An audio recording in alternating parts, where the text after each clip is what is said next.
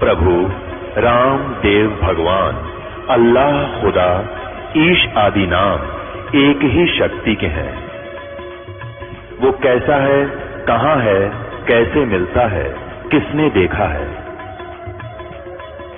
ये प्रश्नवाचक चिन्ह पूर्ण रूप से हटाने के लिए अवश्य सुनिए जगत गुरु तत्वदर्शी संत रामपाल जी महाराज के अमृत वचन, सर्व पवित्र धर्मों के पवित्र शास्त्रों के आधार पर।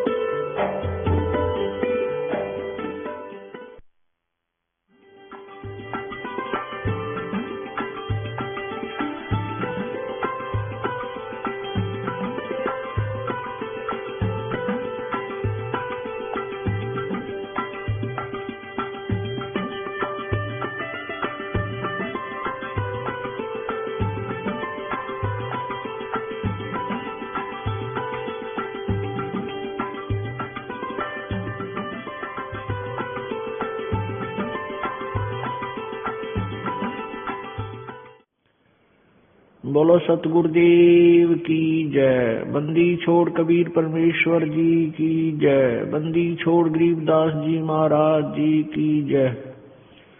स्वामी रामदेवानंद जी गुरु महाराज जी की जय। सर्व संतों की जय, सर्व भक्तों की जय, धर्मी पुरुषों की जय, श्री काशी धाम की जय, श्री छुडानी धाम की जय, श्री करौथा धाम की जय, श्री बरवाला धाम की जय। सत साहिब गरीब नमो नमो सतपुरुष को नमस्कार गुरु की नहीं।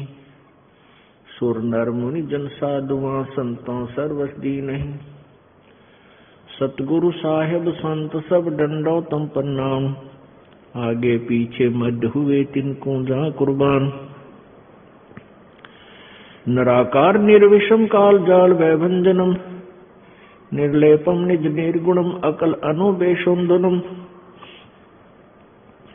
सोहम सुरति समाप्तम सकल समाना निर्तल। उज्ज्वल हिरंबर हरदमम बेपरवाह था है वार पार नहीं मध्यतम। ग्रीव जो सुमर सिद्ध होई गणनायक गलताना। करो अनुग्रह सोई पारस पद परवाना। आदि गणेश मनाऊं गणनायक देवन देवा। चरण कमल लो लाऊं आदंत करूं सेवा। परम शक्ति संगीतम रिधि दाता सोई। अवगत गुण अतीतम सत्य पुरुष निर्मोही। जगदम्बा जगदीशम मंगल रूप मुरारी। तन मन अर्पों शेषम भक्ति मुक्ति भंडारी। सुर नर मुनि जन ध्यावे ब्रह्मा विष्णु महेशा। शेष सहस मुख गावे पूज्य आदि गणेशा। इंद्र कुबेर सरीखा वरुण धर्म राय ध्यावे। समर्थ जीवन जी का मन इच्छा फल पावे। 33 कोटि अधारा जावे से 88। उतरे भव जल पारा कट है यम की फांसी। 33 कोटि अधारा जावे से 88। उतरे भव जल पारा कट है यम की फांसी। सत साहिब कर जोरूं विनती करूं। धरूं चरण पर शीस। गुरु जी राम देवानंद जी महाराज ने दियो नाम बख्शीश। कोटि कोटि सिजदा करूं कोटि कोटि प्रणाम। चरण कमल में राखियो मैं बांदी जाम गुलाम। कुत्ता तेरे दरबार का, मोतिया मेरा नाम। गले प्रेम की जेवड़ी, जहाँ खेचो वहाँ जाऊं मैं। तो करो तो बावड़ो, दूर दूर करो तो जाऊं। जो राखो तो ही रहूं, जो देवो सो खाऊं।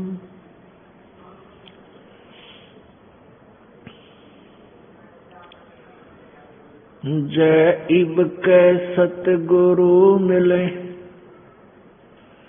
सब दुख आँखों रो। चरणों ऊपर शीस धरूं, कहूँ जो कहनी हो। कबीर साईं मिलेंगे, पूछेंगे कुशलात। आद अंत की सब कहूँ, अपने दिल की बात। गुरु जी तुम ना भूलियो, चाहे लाख लोग मिल जाही। हमसे तुमको बहुत है, तुमसे हमको ना। तुमरे विसारे क्या बने, मैं किसकी शरण में जाऊं। शिव ब्रंच मुनि नारदा, तिनके हृदय न समाऊं। अवगुण किए तो बहुत किए, करत न मानी हारे। बावे बंदा बख्श दियो, बावे गर्दन उतार। अवगुण मेरे बाप जी, बख्शो गरीब नवाज। जो मैं पूत कपूत हूँ, बोर पिता को लाज। मैं अपराधी जन्म का, नक सिख बरे विकार। तुम दाता दुख बंजना, मेरी करो सुबार।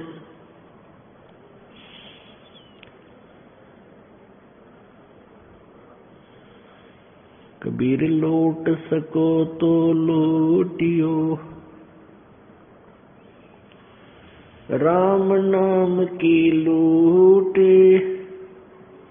पीछे फिर पछताओगे, प्राण जाएंगे छूट। नहीं भरोसा देह का, विनस जावे छन माही।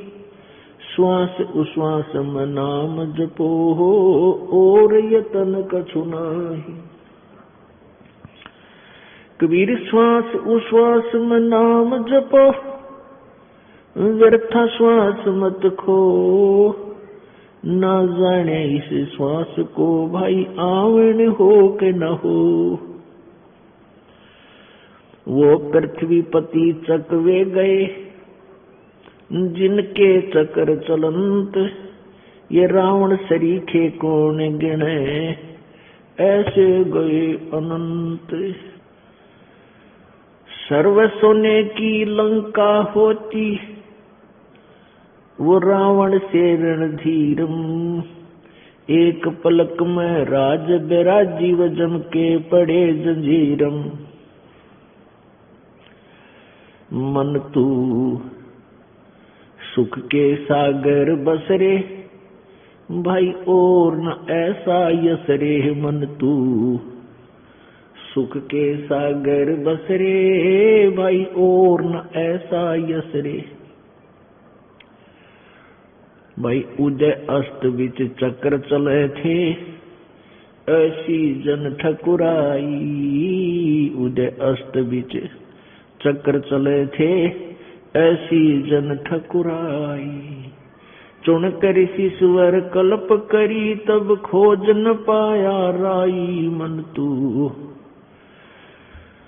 सुख के सागर बस रे भाई और न ऐसा यस रे। दुर्योधन से राजा होते संग इकोतर भाई, दुर्योधन से राजा होते संग इकोतर भाई। 11 अक्षोणी संग चले थी व देही गीद ना खाई मन तू। सुख के सागर बस रे भाई और न ऐसा यस रे। मन तू सुख के सागर बस रे भाई और न ऐसा यस रे। 60,000 सगड़ के होते कपिल मुनीश्वर खाए। 60,000 सगड़ के होते कपिल मुनीश्वर खाए। एक सपुत्र उत्तान पात का वो परमात्म पद पाए मन तू।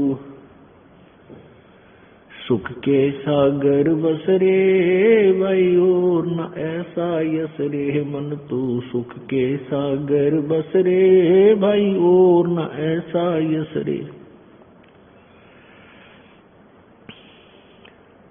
भाई काशीपुरी कबीरा होते ताहे लखोरे भाई। काशीपुरी कबीरा होते ताही लखोरे भाई। केसों से बन जा रे जिस कह 9 लख बलद आई मन तू। सुख के सागर बस रे भाई और न ऐसा यस रे। मन तू सुख के सागर बस रे भाई और न ऐसा यस रे। परमपिता परमात्मा सारी सृष्टि के रचनहार,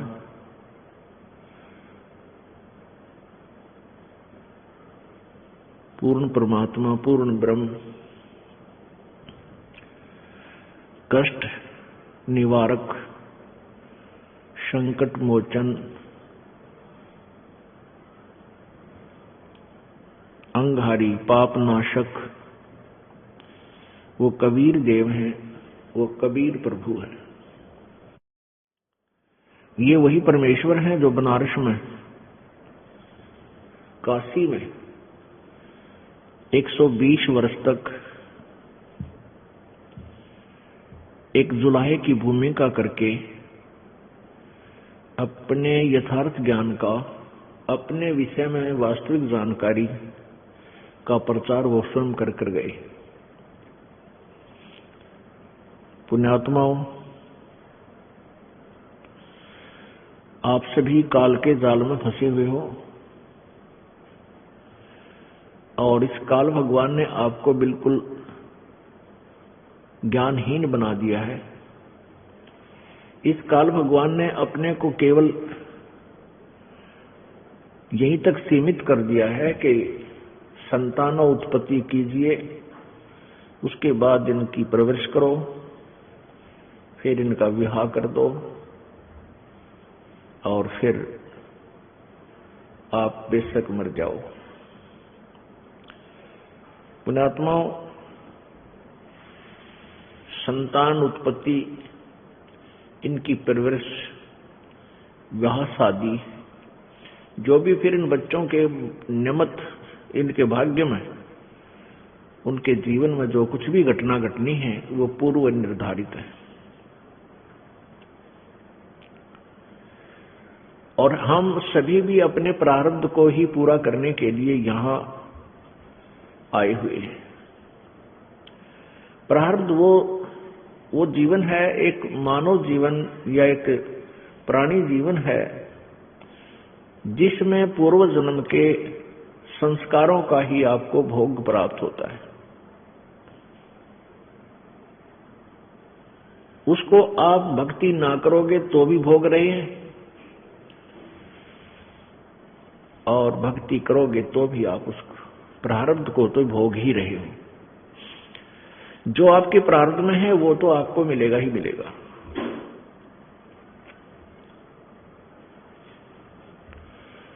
उसको नहीं कोई रोक सकता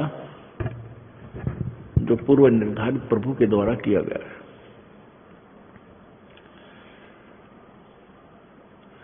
इसके साथ साथ हम परमात्मा की भक्ति साधना शुभ कर्म नहीं करते, ये हमारी भूल है। आज कोई दुखी है तो अपने पुण्य से, अपने पाप से, कोई सुखी है तो अपने पुण्य से। ये पुण्य और पाप कब हुए थे? पूर्व जन्म में, पूर्व जन्मों में, पहले के जन्मों में, जब आप कभी मनुष्य जीवन में थे। तो उन पुण्य और पापों का आपको अब भोग प्राप्त है। जिसके पुण्य अधिक हैं उसी रेशो में, उसी अनुपात में उसके पुण्य अधिक प्रारब्ध में प्रवेश कर दिए गए, मिला दिए गए। जिनके पाप अधिक हैं उनके पाप इस प्रारब्ध में अधिक मिला दिए गए हैं। आपके बहुत से पुण्य ऐसे हैं जो संचित हैं। संचित वो कर्म है जो जन्म जन्मांतर में आपने किए और वो इकट्ठे हुए आपके अकाउंट में बैलेंस हैं, शेष हैं। तो यहां दोनों ही कर्म भोगने पड़ते हैं। जब तक हम पूर्ण परमात्मा की सत्साधना परम संत से लेकर नहीं करते तो पुण्य भी भोगने पड़ते हैं और पाप भी भोगने पड़ते हैं। और ये काल भगवान आपके प्रारब्ध को कैसे रचता है? आपके पुण्यों के एवरेज ले लेता है, रेशो लेता है, पापों की भी रेशो लेता है। दोनों को मिलाकर के आपका जीवन निर्धारित हो जाता है। जिनके पाप घने हैं वो दुखी घने, जिनके पुण्य अधिक हैं वो आज सुखी नजर आते हैं। उनके पास कार, कोठियां, संपत्ति, संतान अच्छी है। पुण्यात्माओं, ये प्रारब्ध तो प्रत्येक प्राणी भोग ही जाता है, तो परमात्मा का नाम बिल्कुल भूलकर भी नहीं लेता। और ये भी कहते हैं कि हम भगवान को नहीं मानते, परमात्मा कहीं नहीं है, क्योंकि वो नास्तिक हो चुके हैं। नास्तिक वो प्राणी होते हैं जो जिनको कोई बचपन से ही ठीक मार्गदर्शन यानी आस्तिक परिवार नहीं मिलता या कोई साधु संत उनको नहीं मिलते। जो बिल्कुल नास्तिक हैं, शराब पीते हैं, मांस खाते हैं, बकवाद गढ़ते हैं और वो आजीवन सुखी नजर आते हैं, जो यहाँ का हम सुख मानते हैं, और मर भी आसानी से जाते हैं। उनकी मृत्यु भी विशेष कष्टदायक नहीं होती। और कुछ ऐसे भक्त भी होते हैं जो भक्ति भी कर रहे हैं किसी न किसी इष्ट देव की, और वो दुखी भी हैं और भक्ति भी कर रहे हैं। अब जो दुखी हैं वो भक्ति इसलिए करते हैं कि हम सुखी हो जाएं, वो उनकी मजबूरी है। और लेकिन वो सुखी भी नहीं होते और दुखी भी होते रहते हैं, और फिर उनकी दुर्गति से मृत्यु भी होती है। ये उसका प्रारब्ध था। अब यहां समस्या आ जाती है कि जो व्यक्ति कॉमन होते हैं, न्यूट्रल होते हैं, वो ये कहते हैं भी उस व्यक्ति ने कभी भक्ति नहीं की, ना अच्छे काम किए, और सारी उम्र ठाठ करे, बढ़िया उसकी संपत्ति, संतान थी, खूब बरकत हो इसके घर में, और मर भी आसानी से गया, उसको कोई दोनों परेशानी नहीं उठानी पड़ी, ना कहीं बड़ा सा कोई ज्यादा बीमार हुआ। और एक हम देखते हैं ये भक्त सारी उम्र इसने भक्ति भी की, मंदिरों में गया, मस्जिदों में गया, वहां धामों पर चक्कर लगाए, भक्ति भी करता रहा, गीता जी का पाठ करता था, और इसको कोई बरकत नहीं हुई, दूने दुख हुए। तो इससे जो न्यूट्रल व्यक्ति होते हैं वो बट नेचुरल नास्तिक हो जाते हैं। वो ये सोचते हैं बताइए भक्ति करा करता रही, इसने करी कोई ना, ये ठाठ से रहा, इसकी दुर्गति हो रही, तो क्या दे रहा इस भक्ति में, क्या रखा इस भक्ति में। तो पुण्यात्मा, ये तो है कॉमन सोच, अपनी साधारण व्यक्ति की, अपने लेवल की, अपने स्तर का ज्ञान है, ये लोक वेद है। इन सभी धारणाओं को सेट करने के लिए, सभी धारणाओं को सुचारू करने के लिए भी कौन से काम करने चाहिए, कौन से ना करने चाहिए, और वो जो व्यक्ति सुखी रहा सारा जीवन ठाठ किए, वो उसमें क्या राज था, और जिसने भक्ति भी की दुर्गति रही उसमें क्या राज था। इसका निर्णय संत देते हैं, सतगुरु के विचार देते हैं, परमात्मा के सदग्रंथ देते हैं, परमात्मा का विधान बताएगा, तो उसको हमने मानना चाहिए, उस पर आरूढ़ हो जाना चाहिए। फिर हम अपनी दंत कथाओं को आगे नहीं लाना चाहिए, उसमें वो आगे नहीं अड़ानी चाहिए। तो जब हमें पूर्ण ज्ञान होगा, तत्व ज्ञान हमें हो जाएगा, फिर ये सभी इस प्रकार की जो शंकाएं हैं ये मन में कभी नहीं उठेंगी। तो पुण्यात्माओं, प्रारब्ध तो प्रत्येक प्राणी अपना भोग ही रहा है और भोगता रहेगा। इसके साथ साथ हमने एक अति आवश्यक कार्य और करना चाहिए था, जिसको हम नहीं कर पाए,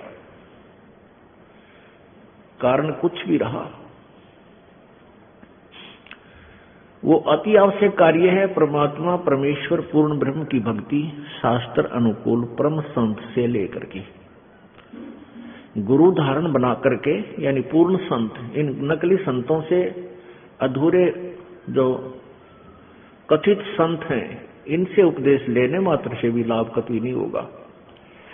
अब जैसे वो व्यक्ति भक्ति भी करता था दूसरा, और एक नहीं करता था, एक वो सुखी भी रहा, दूसरा भक्ति करते करते भी दुखी रहा, तो प्रथम तो उसके प्रारब्ध था, उसके दुख थे, उसमें पाप गणे कर रखे थे किसी जन्म में, वो उसने भोगे।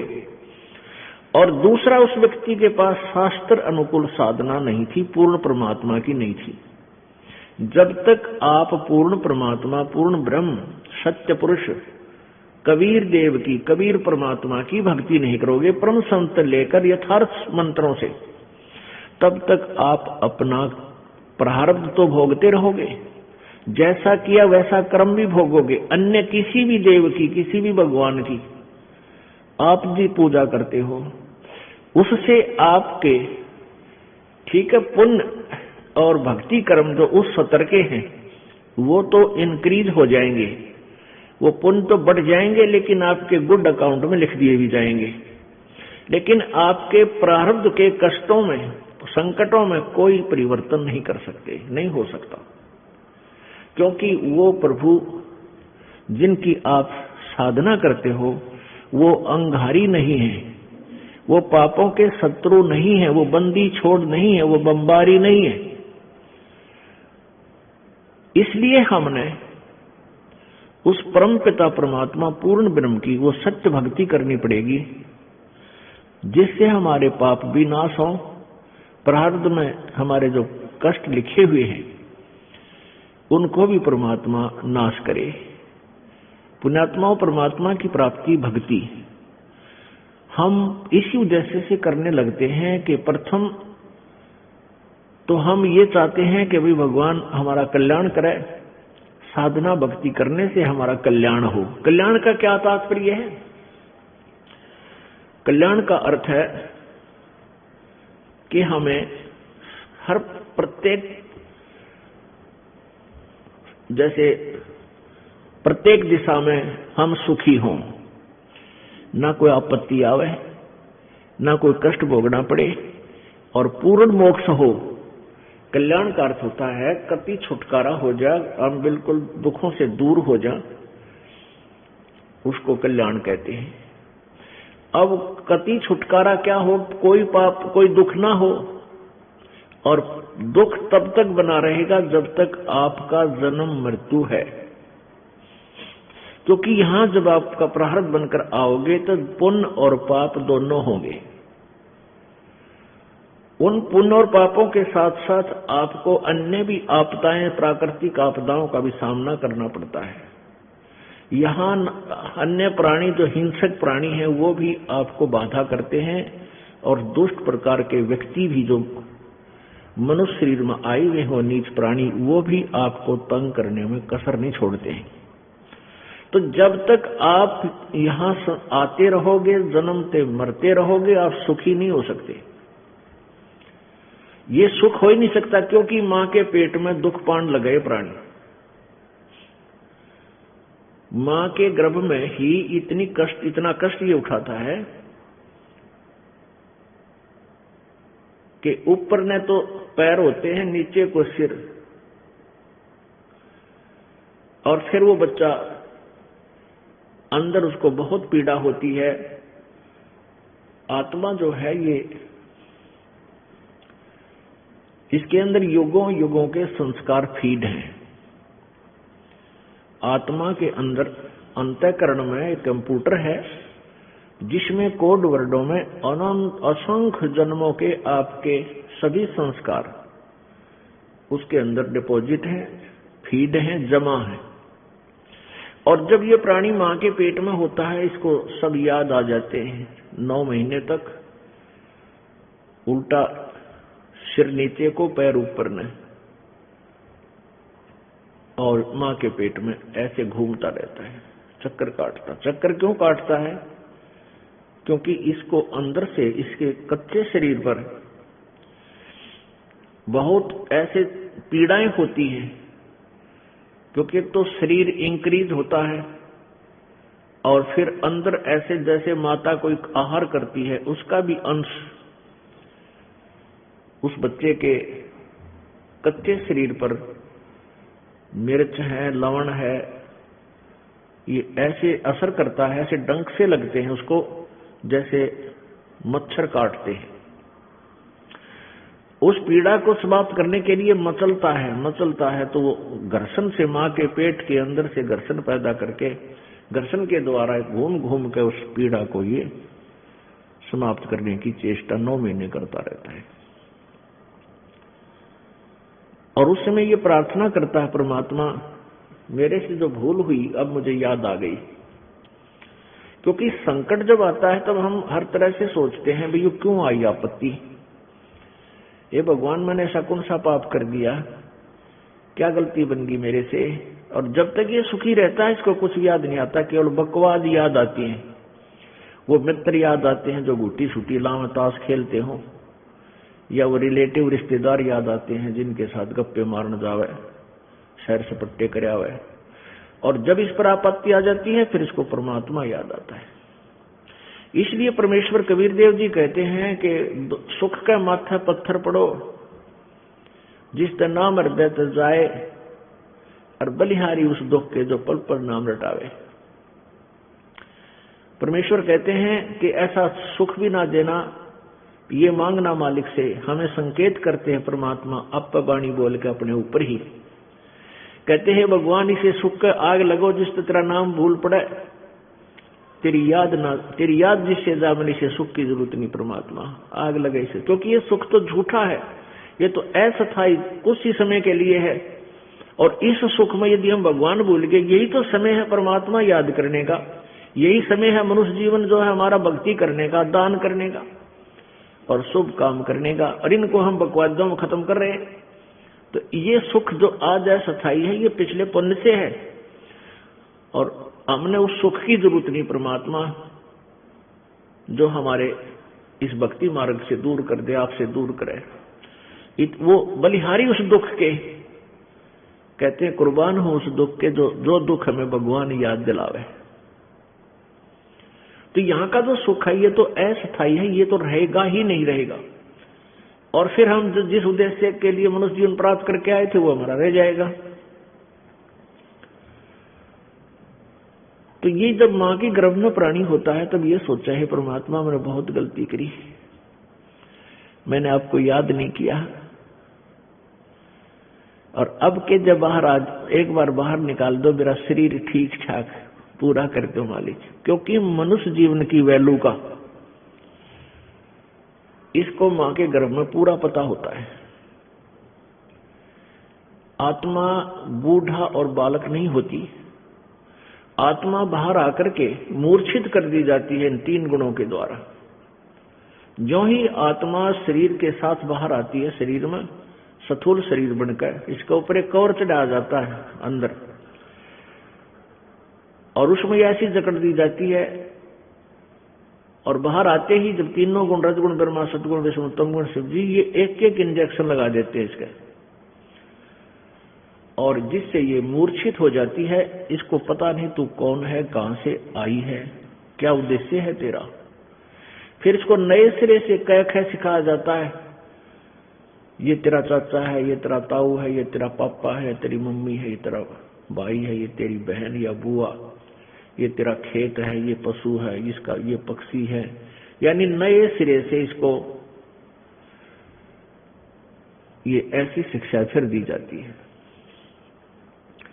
मां के गर्भ में इसको पता होता है कि मैं जब भी जाता हूं, बाहर गए हैं उसी समय हमने भक्ति नहीं की, और परमात्मा की सत्य भक्ति ना करने से अन्य भक्ति तो बहुत की, जैसे ओम नाम का जाप करके ऋषियों ने हठ योग करके तप किए, उस साधना से कहां चले गए, स्वर्ग चले गए, महास्वर्ग चले गए, वहां देवता बन गए, ब्रह्मा विष्णु महेश तक की पदवी को हमने प्राप्त कर लिया।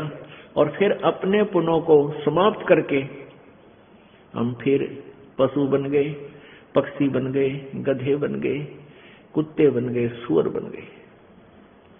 ये भक्ति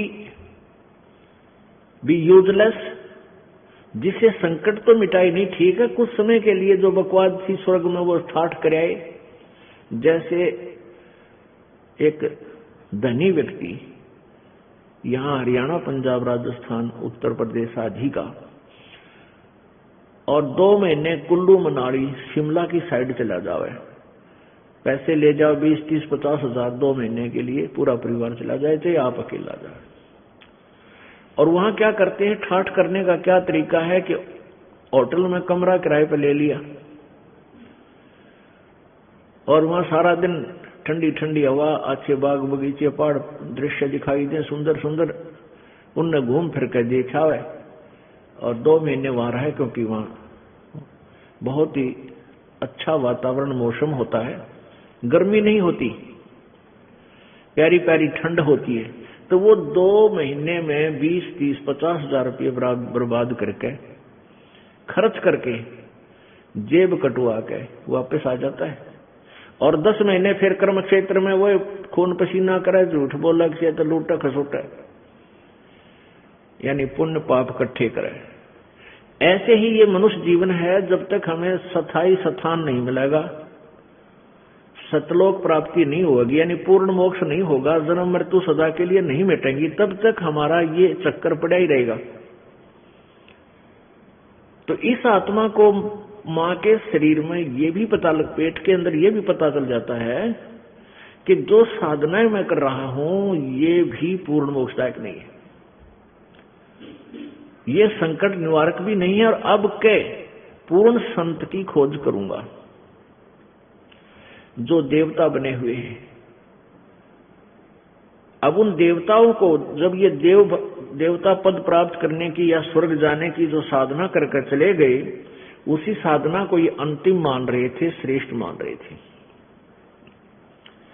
तो वहां जाने के बाद फिर इनको याद आता है कि वेदों में लिखा है, क्योंकि जिन ऋषि महर्षियों ने वेदों अनुसार साधना की,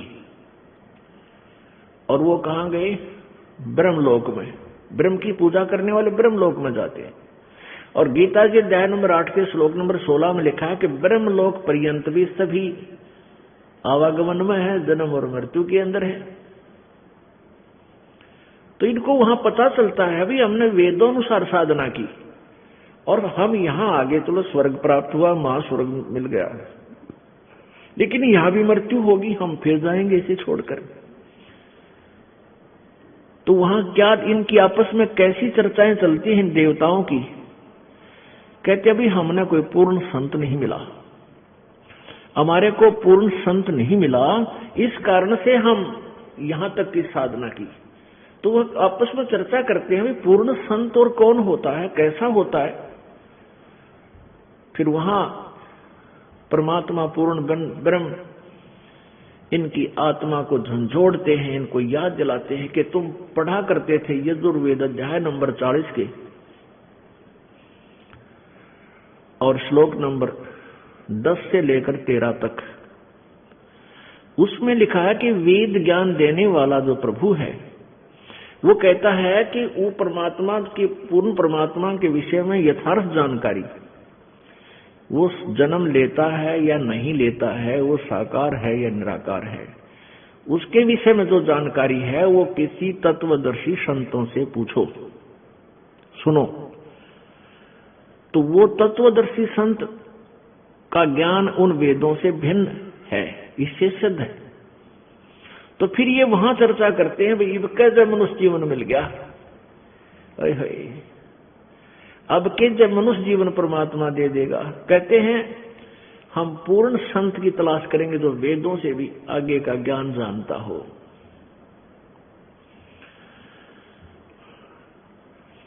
अब परमात्मा अपनी सच्चिदानंद घन की वाणी में 5वें वेद में कहते हैं, इस देही को देवालोचे तू नर क्यों उकलाता। जैसे कई व्यक्ति दुखी हो जाते हैं अपने प्रारब्ध के पापों से, संकट के ऊपर संकट, संकट के ऊपर संकट आ रहा है, तो वो क्या दुखी होकर के क्या धारणा करते हैं, हे भगवान आत्महत्या कर लो। इसके विषय में परमेश्वर अपनी वाणी में कहते हैं, इस देही को और देवता लोचे तू नर क्यों उकलाता। इस मनुष्य शरीर को तो देवता भी तरस रहे हैं जो तुझे प्राप्त हुआ है, और तू इससे क्यों उकलाता है, यानी इससे क्यों छक लिया। अब इससे दुखी होकर तू इसको नाश करने जा रहा है, इससे अच्छा कोई संत तलाश कर, भक्ति कर, पूर्ण संत की खोज कर। अब यहां इन जालिमों ने क्या जुल्म कर रखा है, ये नकली संतों ने, ये असली संत तक जाने नहीं देते। जगह जगह इन ठगों ने अपनी दुकानें खोल ली, ना इनको कह का पता, ना भगवान का पता, ना भक्ति का ज्ञान, और लंबे चौड़े आश्रम बना लिए और ऐसी मार्मिक बातें लिख दी। सचखंड की सड़क, वो तरह का जो सचखंड, सतलोक की सड़क माने सीधा रास्ता, पक्की, जिसमें कोई बाधा ना हो। तो श्रद्धालु तो फिर जाएगा भाई, जिसको रोग है, जिसको चाह है परमात्मा की, वहां जा फंसे नकलियां के पास। पूर्ण मोक्ष मार्ग इसी आश्रम में प्राप्त होता है। इस तरह के पता नहीं कितने संत बने हुए हैं। तो ये सबसे बड़ा काल का जाल है, ये नकली संतों का होना। तो कहने का भाव ये है कि देवता भी इस मानव शरीर को तरफ रहे होते हैं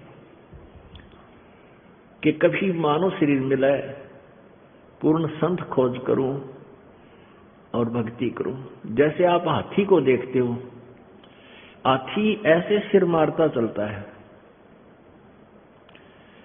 अब हाथी को नेक्स्ट जीवन, अगला जीवन दिखाई देता है कि इसके बाद मैं के बनूंगा, गधा बनूंगा या कुत्ता बनूंगा या सुअर बनूंगा या मानव बनूंगा। तो सिर मारता चलता है। किस समय सिर मारता है? जब वो पकड़ दिया जाता है, जब वो किसी मनुष्य के काबू आ जाता है, उसके ऊपर बैठ के इतना लंबा छुरा लेकर, अंकुश लेकर बैठ जाता है, उसको सीधा ठोकर जब बकवाद करता है, तो तब वो सिर मारता चलता है। नो खड़ा खड़ा भी सिर मारता रहता है। अब वो ये सोचता है वह बड़ा फंसा, बहुत फंसा मैं, और जय ईब का मनुष्य शरीर मिल गया तो पूर्ण संत की, पूर्ण परमात्मा की भक्ति करूंगा। पूर्ण संत की खोज करके और सही भक्ति करके अपना पीछा छुड़वाऊंगा। अब परमात्मा यहाँ क्या बताना चाहते हैं कि जो कुंजर सिर धुनत है, अगला जन्म सुजंत, इब कहेल नर करत सेव पूरे संत। अच्छी मन में सोच रहा होता है कि यदि अब की बार मनुष्य जीवन मुझे मिल गया तो पूरे संत की खोज करूंगा। अब परमात्मा फिर उसके ऊपर एक और कहते हैं कि हाथी अर्थात ये आत्मा मन के संयोग से इतनी ढीठ होगी। हाथी के विषय में कहते हैं कि हाथी तभी तक सिर पटक रहा है, धुन रहा है, जब तक यो बंद में आ गया और मनमानी इसको मस्ती नहीं कर पा रहा। इसलिए ये भगवान याद कर रहा है और ईब छोड़ दे इसने अब इसको खोल दे यहां से और जंगल की तरफ कर दे। कति भगवान याद ना करे, उड़ा खावा केड़े के पेड़ा नर मार मस्तिर फुर फुर नावर ठाठ करे नदी को बद करे, कति सर नहीं धोने ना इसका याद आवा भगवान, हालांकि इसको पता भी है। तो इसलिए परमात्मा कहते हैं भाई इस परमात्मा के तत्व ज्ञान के बिना ये प्राणी ना तो भक्ति कर सकता और ना ही अपने इस मानव जीवन को ठीक ढंग से जी सकता। इसमें कोरी को बद करेगा। थोड़ा सा कोई राजपद प्राप्त हो गया, कोई बड़ा सा अधिकारी बन गया तो धरती तोलन न हो जा। मंत्री, मुख्यमंत्री, प्रधानमंत्री, राष्ट्रपति बन जाता पता ना के सोच बैठे और भूल जाता उसमें कि तू इंसान भी है, तू जीव भी है। तो ये जो चौंध लाव है, ये काल लगाव है, ये भूल जो डालता है ये काल लगाता है कि ताकि ये नरे कर्म फोड़ ले अपने और पापों की गठड़ी बांध ले। क्योंकि अच्छी आत्माएं पूर्व जन्म की होती हैं, वो ही कोई उच्च पद, अच्छा धन प्राप्त करती है। तो वो अच्छी आत्माओं से नरे पाप करवा कर उनको नीच आत्मा बनवा देगा। और जो दुखी हैं वह तो पिछले, जो गरीब हैं, रोगी कोडी हैं, वो तो पिछले जन्म के पहले ही पाप नरे इकट्ठे कर रखे। तो पुण्यात्माओं, तत्व ज्ञान से हमें ये जानकारी होगी कि पूर्ण संत हमें मिला, उनसे हम भक्ति लेकर साधना, सत साधना करें और मर्यादा में रहेंगे तो हमारे पाप कर्मों से आने वाले प्रारब्ध के जो कष्ट हैं वो पाप भी कट गए, हमें सुख होगा। यानी आप पर आने वाली आपदाएं, संकट भी दूर होंगे, आप निर्धन भी नहीं रहोगे, आप धनी बन जाओगे। एक तो आप यहाँ के भौतिक सुख के, भौतिक धन के धनी बनोगे और आध्यात्मिक धन के भी आप धनी बनोगे। आप दोनों ही धनी इस परमात्मा की सत्य साधना से। कौन से परमात्मा की? उस पूर्ण ब्रह्म की। गीता के अध्याय नंबर 15 के श्लोक नंबर 1 से 4 तक ये बताया गया है कि ये संसार रूपी एक उल्टा लटका हुआ वृक्ष जानो और वृक्ष की ऊपर को जड़े मानो। ऊपर अर्श कुर्श पर, अर्श माने आसमान पर, कुर्श माने उसके कॉर्नर पर, आखिरी छोर पर, अर्श कुर्श पर श्वेत गुमज है। और जहां परमेश्वर का डेरा, जहां कबीर परमात्मा का डेरा स्थान सतलोक है। अरस यानी आसमान के अंतिम छोर पर, ऊपर में, कति चोटी में, सुन शिखर में, तो वहां परमात्मा रहता है सतलोक में। तो ऊपर को तो जड़ है, यानी वहां से तो सबकी उत्पत्ति हुई है। वहीं से ब्रह्म की उत्पत्ति, जो 21 ब्रह्मांड का मालिक है, ब्रह्मा विष्णु महेश का पिता है, जिसको काल ज्योति निरंजन भी कहते हैं, काल ब्रह्म भी बोलते हैं। और वहीं से परब्रह्म जो 7 संग ब्रह्मांड का स्वामी है, उसकी उत्पत्ति हुई है। अर्थात वो जड़ है, वो मूल है, मुख्य है, सबकी, सभी प्राणियों और सभी ब्रह्मांडों का रचनहार वही है। तो वो ऊपर को जड़ वाला, तो ये आदि पुरुष परमेश्वर यानी पूर्ण ब्रह्म रूपी तो जड़ समझो इस संसार रूपी वृक्ष की। और नीचे को ये तीनों गुण रूपी शाखा, रजगुण ब्रह्मा, सतगुण विष्णु, तमगुण शिव जी, ये शाखाएं हैं। बीच के जो और भाग हैं उनको काल ब्रह्म ने नहीं बोला गीता में। उसके लिए गीता जी अध्याय नंबर 4 के श्लोक नंबर 34 में बताया है कि वो तत्व ज्ञान जो अध्याय नंबर 4 के श्लोक 32 में जिसके विषय में लिखा है कि सच्चिदानंद घन की वाणी में वो लिखा हुआ है, विस्तार से कहा, उस तत्व ज्ञान को यानी कंप्लीट नॉलेज, उस संपूर्ण ज्ञान को किसी तत्वदर्शी संत से जाकर पूछ। उनको दंडोत प्रणाम करने से, कपट छोड़कर उनसे प्रसन्न करने से वो तत्वदर्शी संत तुझे उस परमात्म तत्व की, यानी और परमात्मा गीता ज्ञान दाता से कोई भिन्न है, उस पूर्ण ब्रह्म के बारे में जानकारी देंगे। उस तत्वदर्शी संत की पहचान बताई है 15वें अध्याय के प्रथम श्लोक में। उसमें बताया कि ऊपर को जड़ वाला, नीचे को तीनों गुण रूपी शाखा वाला, ये जो संसार रूपी वृक्ष के सारे पार्ट, सभी विभाग, जड़ कौन परमात्मा है, और तना कौन प्रभु है, डार कौन प्रभु है, और शाखा कौन है, ये विस्तार से जो जानकारी देगा स वेदवित, वह वेद के तात्पर्य को जानने वाला है, अर्थात वो तत्वदर्शी संत है।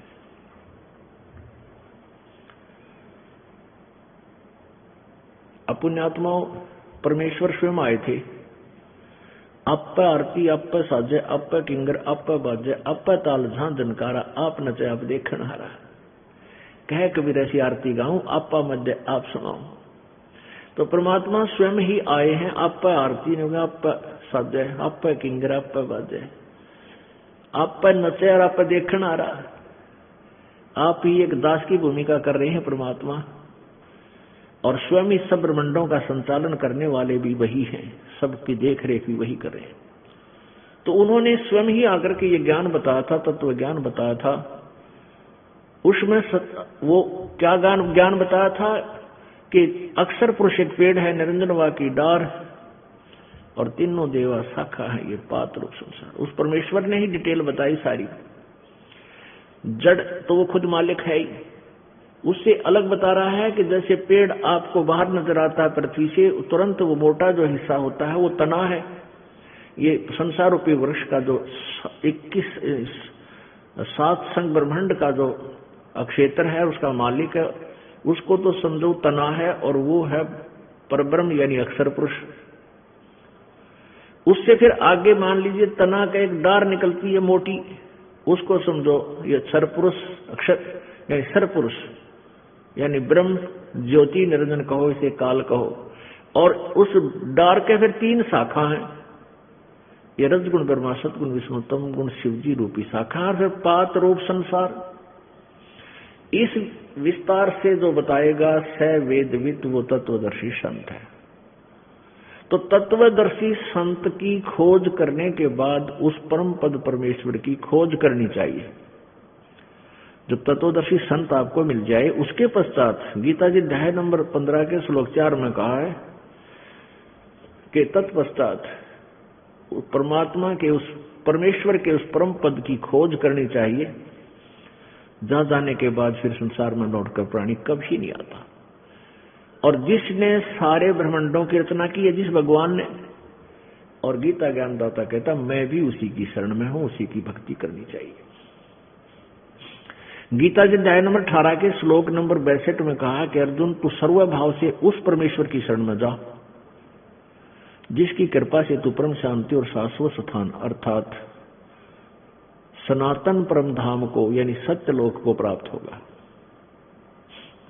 वहां जाने के बाद फिर कभी जन्म मृत्यु नहीं होगी। वहां जाने के बाद प्राणी कभी लौटकर संसार में नहीं आते। 15 में जाके 4थे श्लोक में स्पष्ट किया है। और इन 3 प्रभुओं के विषय में गीता जी अध्याय नंबर 15 के 16 और 17 श्लोक में स्पष्ट किया है। एक क्षर पुरुष, एक अक्षर पुरुष, यानी एक ब्रह्म, एक परब्रह्म, और ये दोनों ही नाशवान हैं। इनके लोगों के प्राणियों का भी सतुल शरीर नाशवान ही है, और जीवात्मा सबकी वो तो अमर है ही, गधे की भी है, कुत्ते की भी है। फिर 17वें श्लोक में 15वें अध्याय के गीता जी में कहा है कि उत्तम पुरुष है, पुरुष माने प्रभु, उत्तम पुरुष है तो अन्य परमात्मा इति उदाहरते हैं। और ये लोग चरणम आदि से विभर्ती आवे ईश्वर है, कति स्पष्ट कर दिया है कि जो उत्तम पुरुष, पुरुष माने प्रभु, उत्तम माने श्रेष्ठ यानी सही भगवान, तो इन ऊपरलों से और ही ऊपर वर्णित 16वें श्लोक में वर्णित भगवानों अक्षर पुरुष, क्षर पुरुष और अक्षर पुरुष से कोई और ही है, और वही परमात्मा इति उदाहरते, उसको भगवान कहा जाता है। और वही लोकतरम आविश्य विभर्ती, तीनों लोकों में प्रवेश करके सबका धारण पोषण करता है, वो अव्यय ईश्वर है। अव्यय माने अविनाशी, वो वास्तव में अविनाशी परमात्मा है। तो पुण्यात्मा, हमने उस परमात्मा की भक्ति करनी है। उसकी भक्ति करने से हम पाप, जो हमारे प्रारब्ध में दुख है, उनसे भी छुटकारा होगा। हमारे जो प्रारब्ध में दुख हैं उनसे भी हमारा छुटकारा होगा, क्योंकि मासा घटे न चल बधै, वेद न लिखे जो लेख, सच्चा सतगुरु मेट करे, ऊपर मारे मेखे। कहते हैं मासा घटे न चल बधै, वेद न लिखे जो लेख,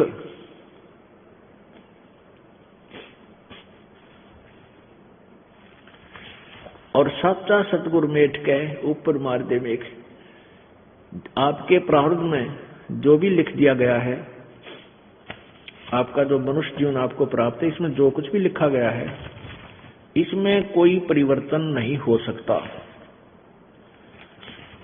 मासा घटे न चल बधै, वेद न लिखे जो लेख, जो परमात्मा ने आपके भाग्य में लिख दिया उसमें कोई परिवर्तन नहीं हो सकता। कब तक? जब तक आप पूर्ण परमात्मा की भक्ति नहीं करोगे, परम संत की खोज नहीं करोगे, तब तक आपका प्रारब्ध का दुख, आपका संकट निवारण नहीं हो सकता। तो उसके लिए आपने संत की खोज करनी पड़ेगी, परम संत की, और परम संत हमें मिलेगा तभी हमारा छुटकारा होगा। पुण्यात्माओं, मानुष शरीर दुर्लभ है, मिले न बारंबार, और वही तरवर से पत्ता टूट जाइयो फिर नहीं लागे डार। इससे सबसे पहले तो हमने इस मनुष्य जीवन की वैल्यू से,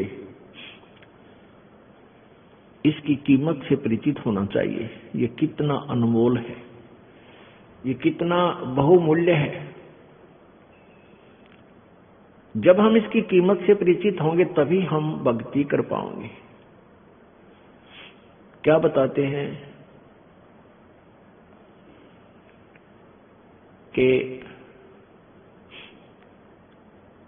कहता हूं कहीं जाते हूं, कहूं बजा के ढोले, श्वास जो खाली जात है ये तीन लोक का मोल। एक मानव शरीर का जो श्वास है, ये एक श्वास भी कहते तीन लोक के तुल्य, क्योंकि हम तीन लोक वो हमारे लिए तो बहुत बहुत ज्यादा है। इसलिए परमात्मा ने हमें समझाने के लिए उदाहरण दिया है ये, कि जैसे एक गांव का सरपंच बन जाता है, उसको सैकड़ों हजारों आदमी सरपंच साहब राम राम, सरपंच साहब नमस्ते, इतनी प्रभुता हो जाती है उस व्यक्ति की, और वो फूला नहीं समाता। और जब वो बन जाए एमएलए, कोई व्यक्ति एमएलए बन जाता है, कुछ क्षेत्र का मुखिया बन जाता है वो, उसको तो फिर न जाने कितने व्यक्ति, कर्मचारी, अधिकारी सारे सलूट मारे, फिर वो फूल जाता है। और एक बन जाए मुख्यमंत्री एक प्रांत का, फिर तो कहना है कि वो तो धरती पर पाए ना टेके। और बन जाओ प्रधानमंत्री एक टुकड़े का, एक देश का, छोटे से का या बड़े का, तो उसके माइंड की सोच, वो तो सातवें आसमान पर घूमता है। फिर वो अपने आप को जीव नहीं समझता, क्योंकि उसके शब्द में, उसके वचन से ही ना जाने सबके में हिलता नजर आता है उसको। तो परमात्मा कहते हैं अगर पृथ्वी का एक राजा हो तो वो उसकी कितनी प्रभुता होगी, उसके दिमाग में क्या सोच होगी, और उसकी कितनी वो अपनी वैल्यू समझता है। और ऐसे ऐसे पृथ्वी लोक, स्वर्ग लोक और पाताल लोक, इन तीनों का, तीनों की कीमत आप लगाओ कितनी होगी। और परमात्मा कहते हैं तुम्हारा मनुष्य जीवन का एक श्वास जब भक्ति बिना जाता है, सच्चे साधना बिना जाता है, तो इतनी कीमत है इसे एक श्वास के सिमरण की। अब इस कीमत को, इस मूल्य को केवल आप ही लगा सकोगे, अन्य व्यक्ति नहीं। क्योंकि आप सत्संग में आने से जौहरी बनोगे, लाल की परख करने लगोगे, तब आपको इसकी कीमत का अलग से पहचान होगी, तुरंत महसूस होगी, खास सत्य बात है। तो ऐसे महंगे मोल का एक सांस भी जावे और 3 लोक नहीं पटतरे क्यों धूल मिलावे। पटतरे माने बराबर नहीं। आप नित्यनियम में भी पढ़ते हो, अपने नित्यनियम के अंदर आपको बहुत कुछ विज्ञान है। विज्ञान माने तत्व ज्ञान है, विशेष ज्ञान है।